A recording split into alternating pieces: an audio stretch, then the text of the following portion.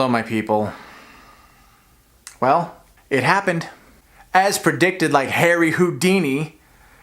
I know he did escapes, but I think he also did predictions, but they were magic, so it was kind of rigged. He already knew what was going to be. I knew there was going to be more dinks, and I said so. And I happened upon another one this week. First off, I have to clarify, there are levels of dinkishness. You have someone who, okay, they were a little distracted and they, slowed up everybody because they weren't paying attention. They weren't doing their due diligence on the road. And then you have these ones on this far end of the scale who, they were born in dinkdom. I'm sure that they possess knighthood of dinkishness. But let me just tell you, that's not a knighthood you want. You want real knighthood. You want to be a real knight. You don't want to be a dink. No one calls on dink knights to come save a princess. No one calls on them to do anything because they're dinks. I cannot even begin to express my frustration with the Kingdom of Dinkdom. I intend to wage a all-out, full-scale war on the Dinks with the intention of rescuing all of Dinks. I don't even know that it's their fault. Someone must have taught them that it was okay to be a Dink, that it was okay to not exercise just common human decency and normalness and common sense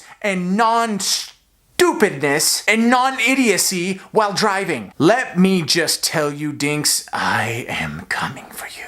As usual, I was driving down the road. Now, I have had to replace, not patch up, replace my windshield 3 times due to cars kicking up rocks in a very violent way that hits and instantly just...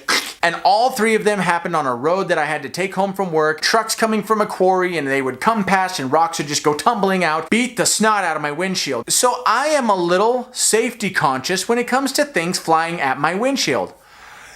Man, I do not know why. I thought this was gonna look nice on camera. It is blisteringly hot.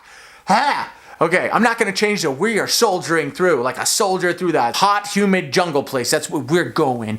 Okay, on all the roads, summertime is obviously construction season and they have laid down loose gravel. I know it's loose gravel because there's a sign that says loose gravel. I don't know what they put. They put the tar or the chip seal or the asphalt. I don't know what it is, but they put that over the top. It makes the road nice again, I guess. Right now, it's loose gravel and there is a sign. It is bright orange and it has black letters on it and it says 20 mph. Are you impressed that I did that backwards for you guys on the camera? I am. I totally am. That's my first try. First take. Those of you complete and utter dinks living in dinkdom, that means you are not to exceed 20 miles an hour. The reasoning for this is if you go faster than 20 miles an hour, you will kick up rocks at the other cars. Listen, I'm not trying to hurt anybody else's car. I'm not trying to get my car hurt. I am trying to abide by all laws and ordinances set forth by the municipality. Oh man, I had it.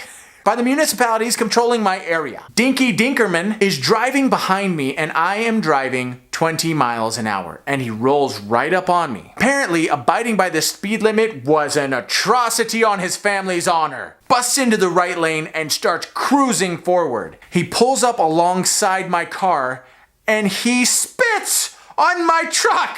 If I don't save him, I'm gonna beat him into the ground. You spit on my ride, sir, there will be consequences and repercussions. He then races forward and quickly and dinkedly pulls right in front of me and I can hear all of the gravel striking my truck from what he is now kicking up right in front of me. I obviously apply the brake. I did nothing to deserve a slurry of spit and rocks, and yet I received it. Well, as luck would have it, fortune favors the just, and as Mr. Spitty Dink sped past me, he was observed by none other than an official of the municipalities whose job it is to enforce the ordinances and laws. Flipped around, went right past me, and pulled over Mr. Spitty Dink. And I can only hope the ticket that he received for such idiocy knocked him out of dinkdom. But given that he had the nerve to spit on my vehicle as he drove by, I think he's firmly placed in the royal family. I am going to take you out, sir. If I can figure out a way